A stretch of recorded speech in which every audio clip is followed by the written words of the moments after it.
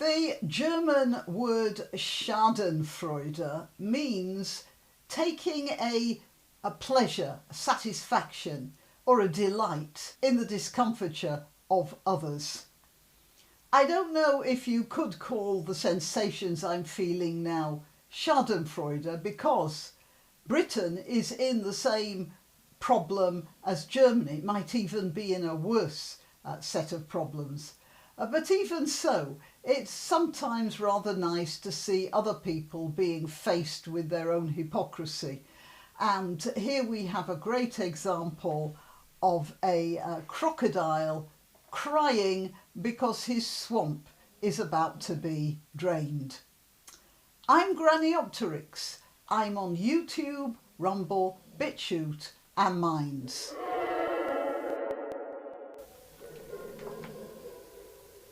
Did you hear that snore? That's the dog. He's over there right now. Just so you know. Sometimes when I'm in the middle of the night awake, as I'm awake, my husband's sleeping on that side and the dog is sleeping on that side and they're both snoring. I'm getting it in stereo.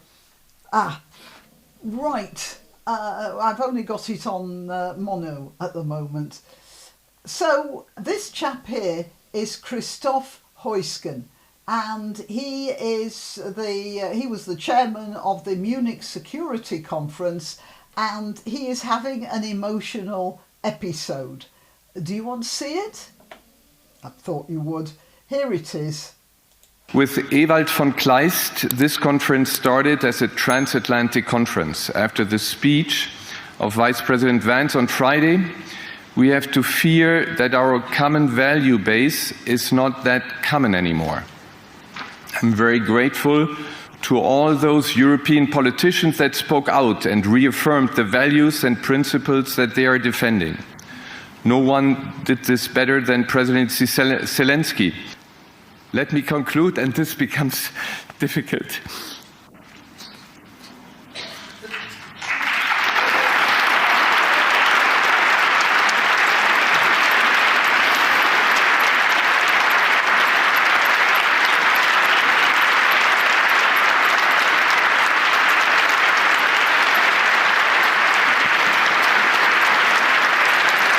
I'm sorry, the word diddums rather did occur to me at that point. Yeah, I know that his emotions are real. I don't for a moment think that they are crocodile tears. He really does feel bad.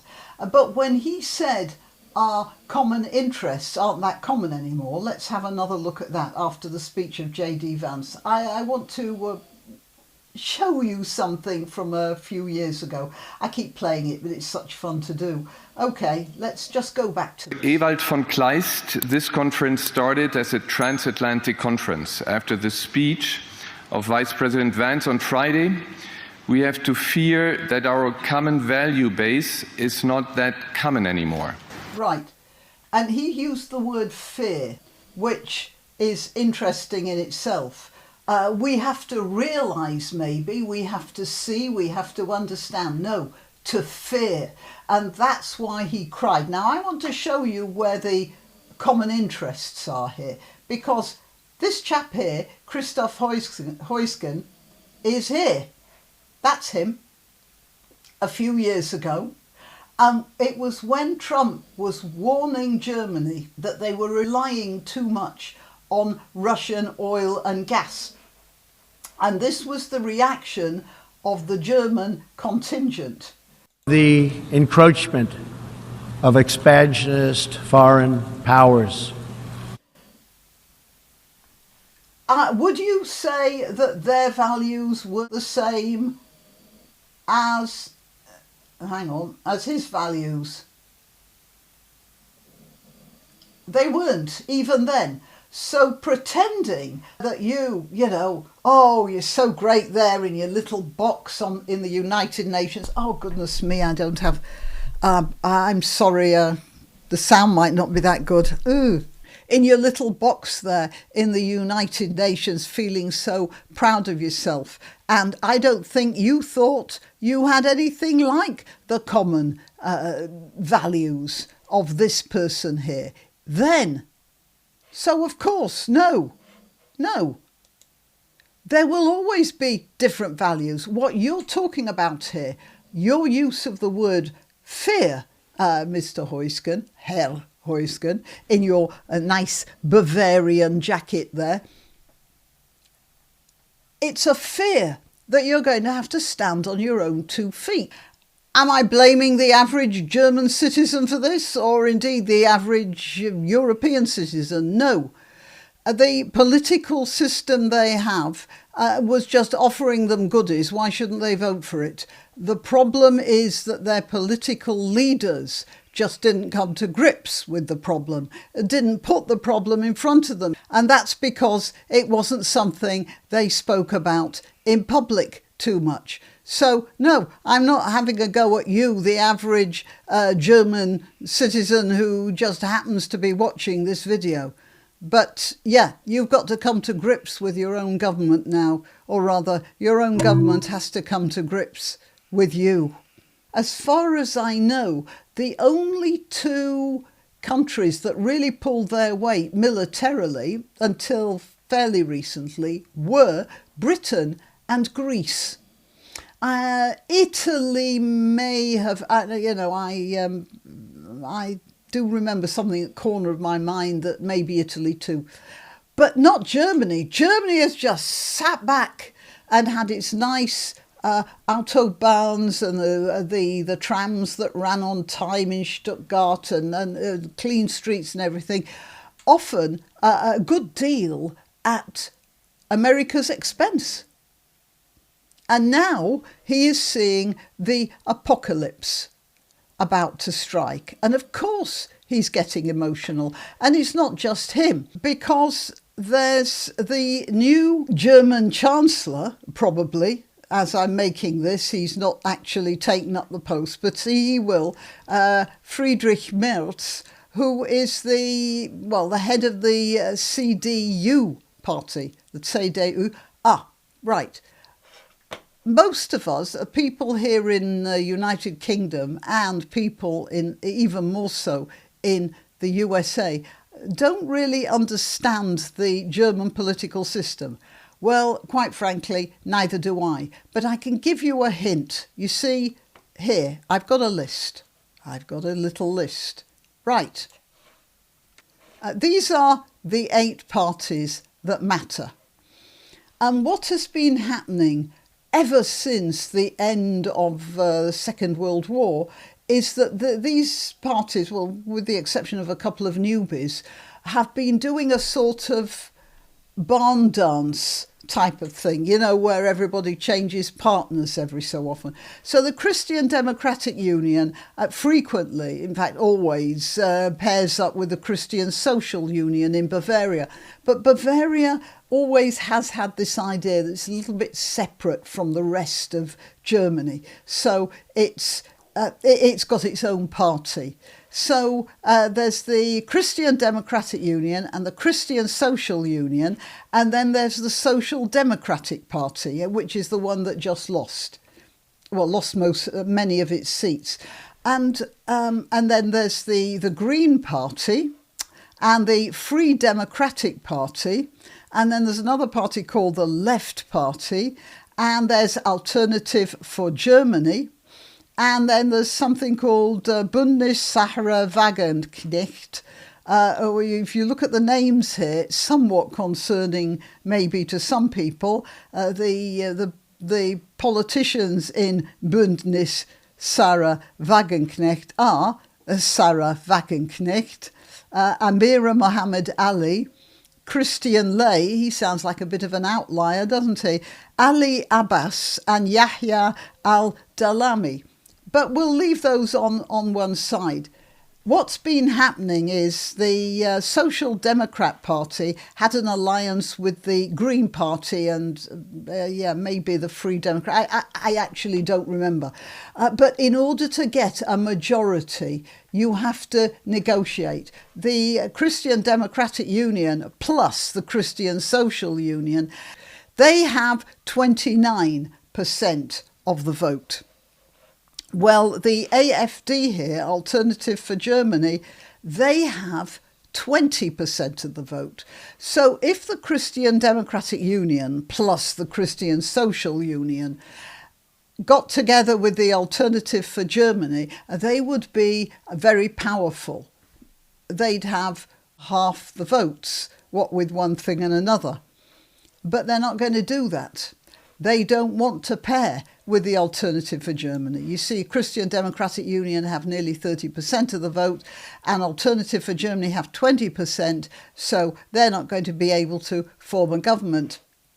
Christian Democratic Union will therefore align itself with, well, the Social Union in Bavaria, possibly with the Free Democratic Party and possibly with the Greens in order to make up enough numbers to have a workable government. But of course, this means that although they want to go back to some sort of non-free-for-all government, a little bit more control over migration and all the rest of it, the people that they're using to bulk up their numbers, they won't agree with that. So they're going to be pretty much hamstrung.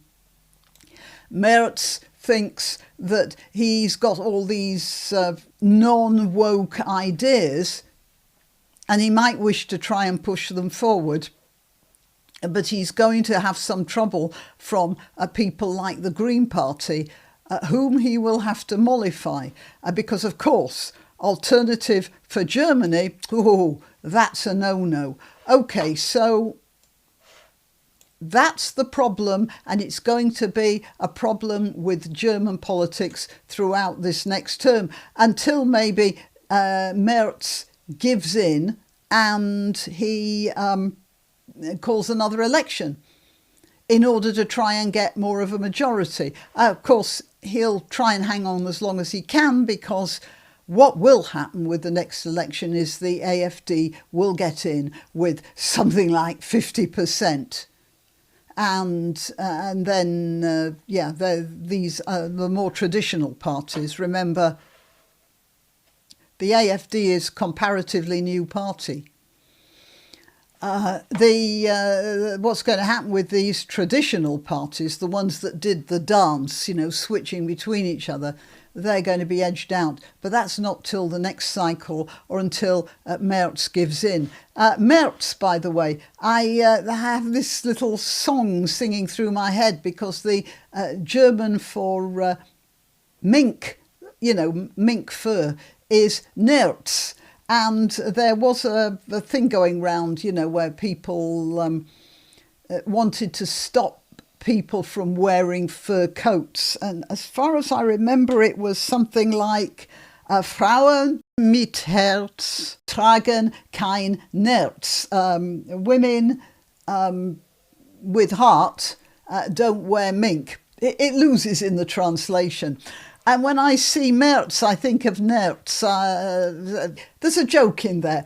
I'll work it out later. My German's not that polished that I can access words that well.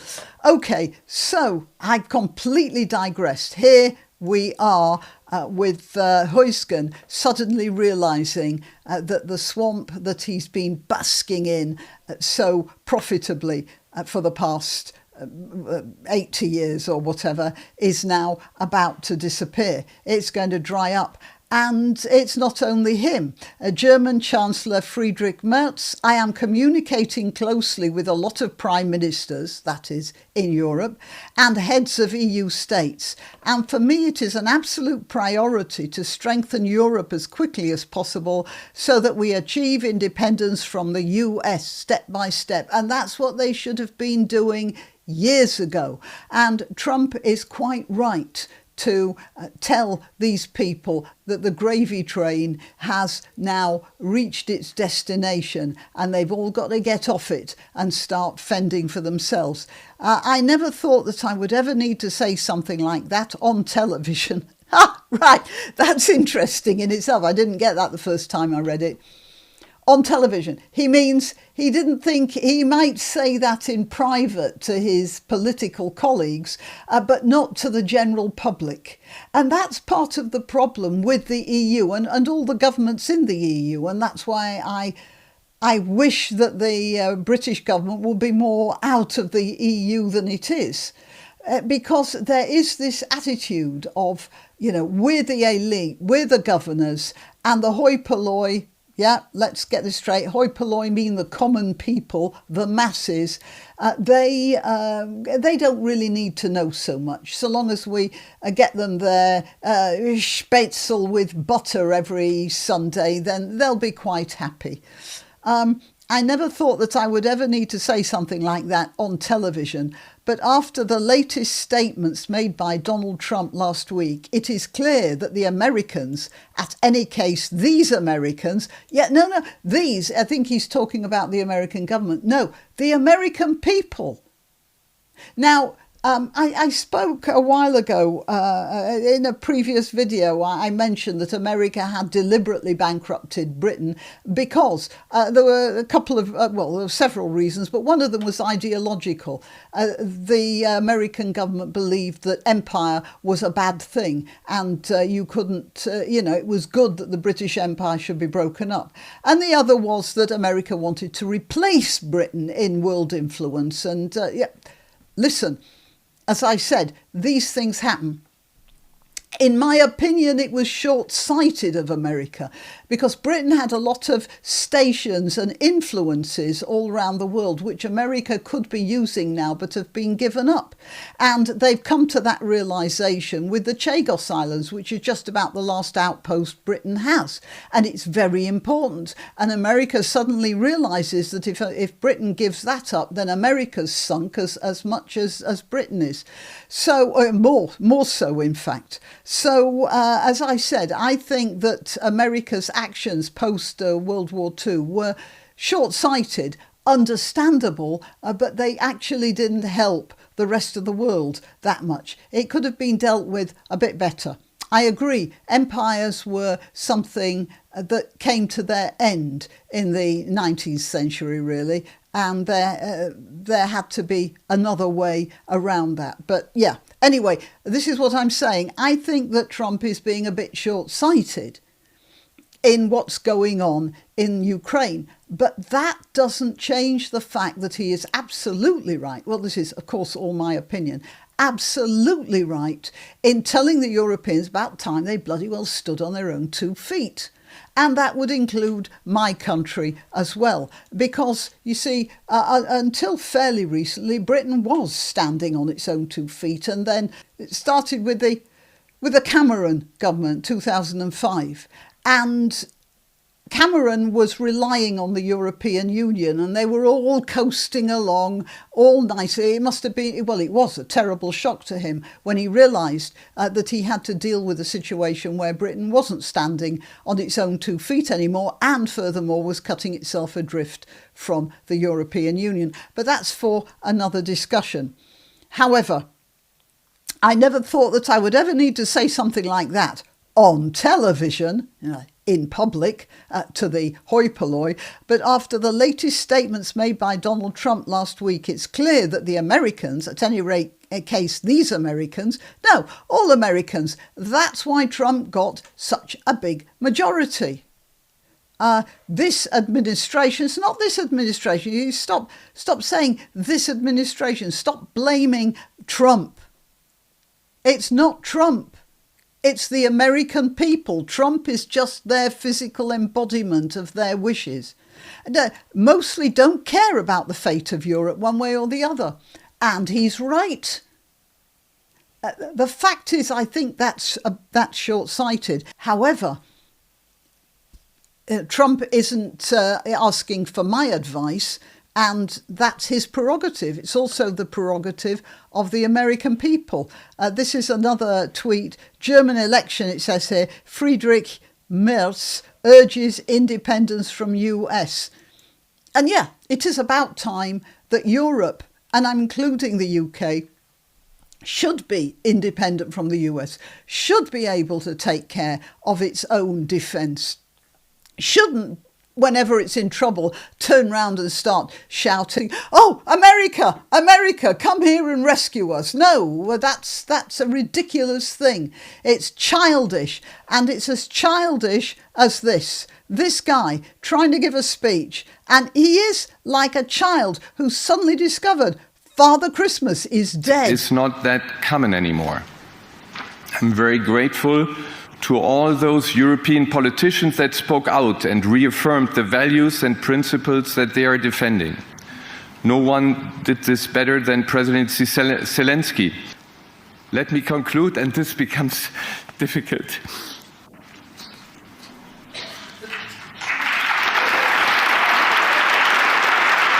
And he gets sympathy and validation from all those guys in the audience because they're all in the same situation. Yeah, I'm sorry, Herr Heusgen. Father Christmas is dead. Now just get up, do your chores, and get on with your life. And that applies to all of us. Not only till next time, but for the rest of history.